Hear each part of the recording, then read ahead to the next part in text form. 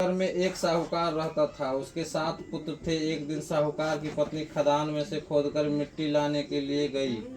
ज्यों ही उसने मिट्टी खोदने के लिए कुदाल चलाई, त्यों ही उसमें रह रहे स्याऊ के बच्चे प्रहार से आहत होकर मृत हो गए। जब साहूकार की पत्नी कुदाल को रक्त रंजित देखा तो उसे बच्चों के मर जाने का अत्यधिक दुख हुआ, परंतु जो कुछ होना था वह हो चुका।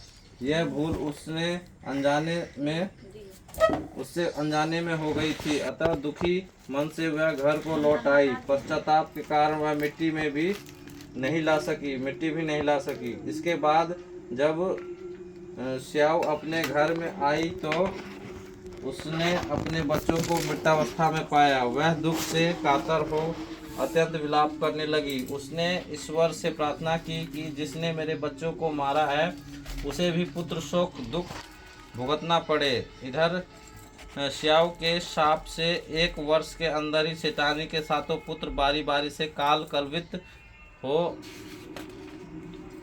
हो गए। इस प्रकार की दुखद घटना होते देखकर सेठ सेठानी अत्यंत शोकाकुल हो उठे।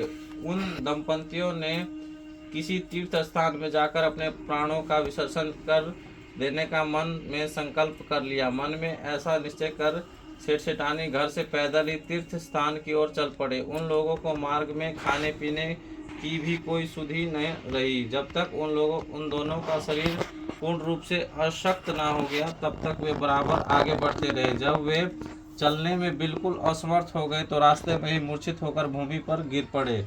उन दोनों की इस दयनीय दशा को देखकर करुणानिधि भगवान उन पर दयाद्र हो गए और उन्होंने आकाशवाणी की, हे सेठ, तेरी सेठानी ने मिट्टी खोदते समय अनजान में ही सही स्याऊ के बच्चों को मार डाला था। इसी कारण तुझे भी अपने बच्चों का कष्ट झेलना पड़ा। भगवान ने आज्ञा दी, अब तुम दोनों अपने घर जाकर गाय की सेवा करो और अहोई अष्टमी आने पर विधि विधान पूर्वक प्रेम से अहोई माता की पूजा करो। सभी जीवों पर दया भाव रखो, किसी का अहित न करो। यदि तुम मेरे कहने के अनुसार आचरण करोगे तो तुम्हें संतान सुख प्राप्त हो जाएगा।